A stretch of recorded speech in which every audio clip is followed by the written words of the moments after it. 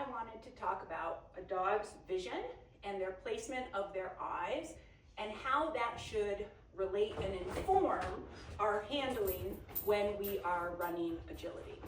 So a dog's eyes are placed differently on their heads than humans, okay? So they actually have less space where they can see with both eyes. Their binocular vision is actually less than ours is. It's 60 degrees, okay? So with two eyes, they can see what is 60 degrees in front of them. And that is the space where they go to obstacles, okay? So they only go to obstacles that are in that 60-degree space where they have depth perception.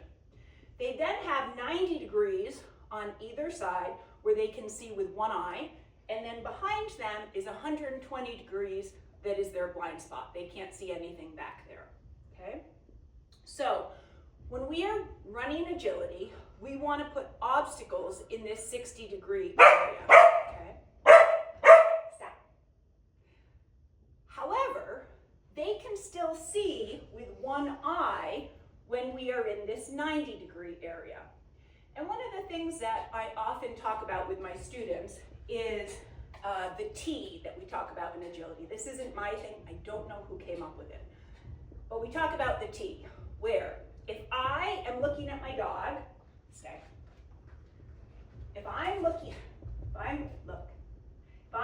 at my dog, look. My dog is free to look forward, free. So if I'm looking at my dog is free to look forward. If I am looking forward, my dog is going to look at me 100% of the time, okay? So I need, in order for my dog to keep his head straight and for him to be able to be looking forward and going to that 60-degree area, I need to be looking at him. When I look at him, he is free to look forward, okay?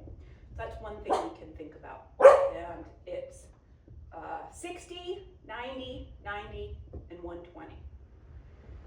The other way that this becomes important is thinking about our distance laterally from our dog. So a lot of us know and maybe hate that last run out of the ring at the end of a UKI challenge or something else, where the judge has put 3 jumps in a line or a straight tunnel and 2 jumps in the line after that, and it's almost impossible for us, for the handlers, to keep up and be up in front to show the dog where we want them to go. So one of the things we can think about is our distance laterally from our dog, okay? If I am the same distance behind, but I am close to my dog, if I'm laterally close to him, a few feet away, if I'm here,